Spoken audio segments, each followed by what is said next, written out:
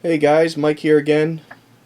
Wasn't going to make a video tonight. I was going to just hang out and go through those cartridges for the Atari and try to get a bunch of jewelry listed. I have literally in this box, couple boxes here, this guy here, let's see if I can get this open. I have tons. I mean, I have between this box and the big box under it, I have, no kidding, probably around at least 500 pieces of jewelry I need to get pictures taken of and put up there, and I've been putting it off, but I'm going to dig into it tonight. But like I said, I wasn't going to make a video until I walked in the office and noticed all these marbles here and figured I'd make a quick marble video. I've got tons of marbles, and I don't sell them very often. It's one of those few things I just enjoy, so I keep them and tell myself one day I'll actually go through them and ID them all and just kind of have some fun with them. So let's take a look at some marbles. Alright guys, I've put out a few marbles here, and this is not going to be inclusive at all. There are more marbles than you can shake a stick at. I'm just picking out a few here that I happen to have laying around and I can get to quickly. And I would say when you think about marbles, think of two basic types. One is handmade and one is machine made. Handmade is going to be from the late 1800s, probably. I'm not an expert and I haven't researched this recently, so I'm going off the top of my head. But I'm going to say maybe 1870s or 80s to 1910 or so. And the handmade ones were typically made in Germany. They were pretty much the marble capital of the world at that point. And then sometime around the early probably 15s, 20s, 30s, something like that, Americans figured out how to make marbles by machine, and they're the second kind of marbles. They're machine marbles, machine made, and they were predominantly made in West Virginia. It was the machine marble hub of the world in the 20s, 30s, 40s, and 50s, and probably even into the early 60s until marbles started losing a little bit of popularity. As a matter of fact, there's a lot of people that still head out to West Virginia right now and try to find these old marble factories and dig around, see if they can find some cool marbles. But back on point here, there's two types of marbles, machine-made, handmade. And we'll look at some of the machine-made first. And let's look at some of the more popular ones, the more numerous ones. They're called Catseyes. And there's a couple different kinds, probably a few different kinds, but I'll just focus on a few right here. And let's start first with ones you just want to stay away from. These are foreign Catseyes, and they're completely worthless. Unless you want to line a bowl with it, or maybe a fish tank or something like that for decoration. They're great for that. And I included a couple little opaque ones there. Those are just kind of generic game marbles, I guess you might say, Chinese checker type marbles. They're also pretty much worthless. There's a few that were made back in the day by companies like Akro, some of the West Virginia producers, and they can be valuable, but it's very difficult to distinguish new from old. As a matter of fact, at least for me, a non-expert, I won't touch them unless they're in a new pack. I didn't even think about this. I do have a pack of marbles here. For example, this around for you. If you find what looks like, oh, almost lost them. If you find what looks like a vintage marble set like this and it's got opaques in it, I'd buy it just for the, take a chance on it.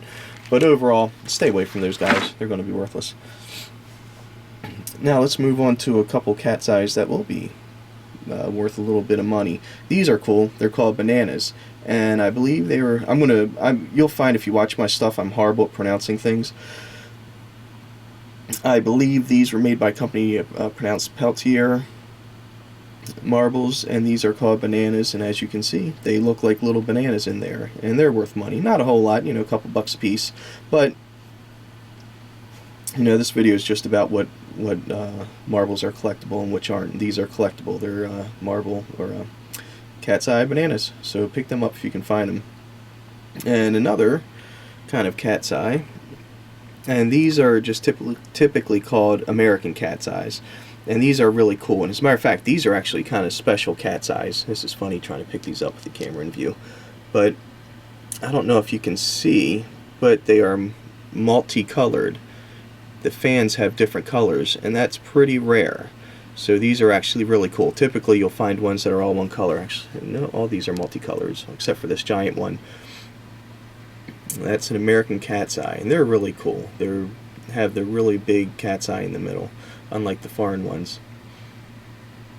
And also, something to note about marbles, like this one, it's a larger one, it's called a shooter.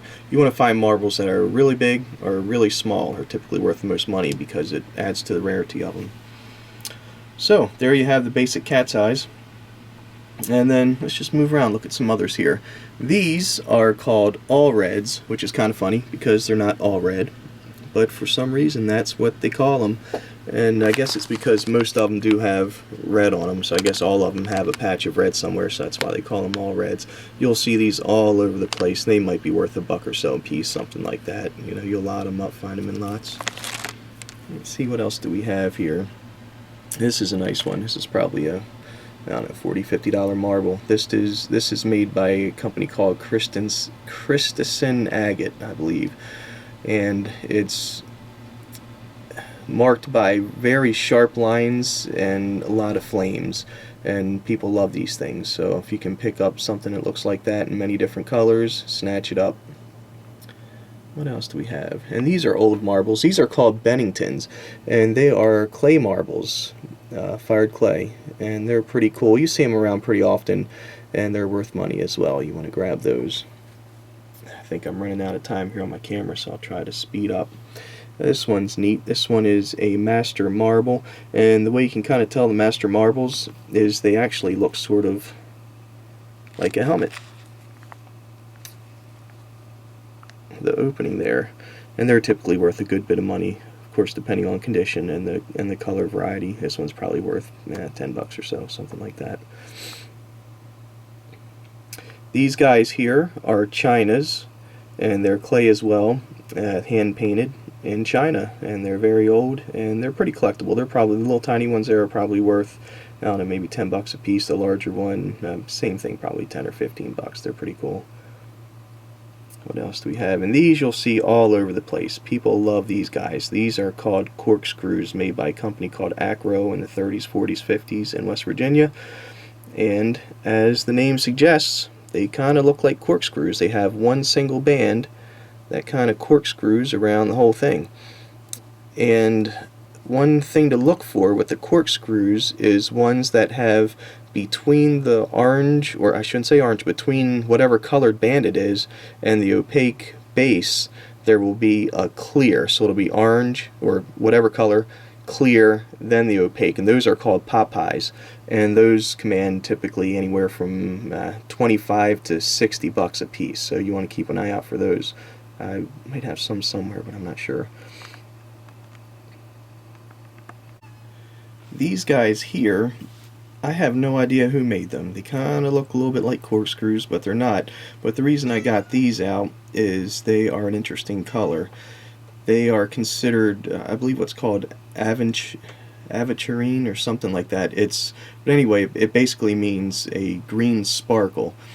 And a lot of people collect these. So if you see any older marbles that have green sparkle in the bands, you want to pick those up. It doesn't guarantee they're worth something, but there's a good chance there may be. And these, everybody loves these. These are one of my favorites. My sons love these, and they seem to be everywhere, and they're worth a few bucks a piece. They are called Bumble Bees because they're yellow and black and sort of look like a bumblebee. These are really cool.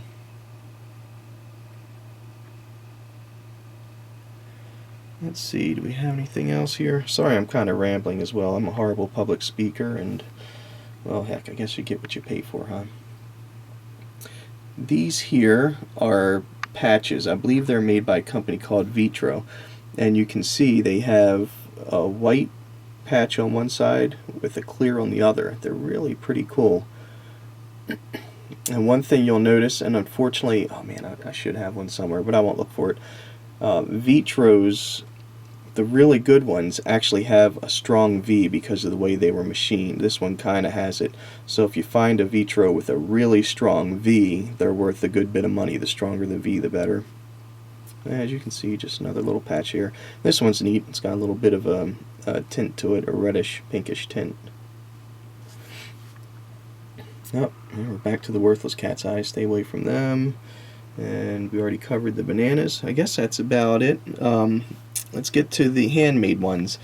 these are where most of the money is. Oh, I shouldn't say that. The machine-made ones are extremely collectible, and especially the Christiansen ones. And the reason they're so valuable is because of the vibrant colors.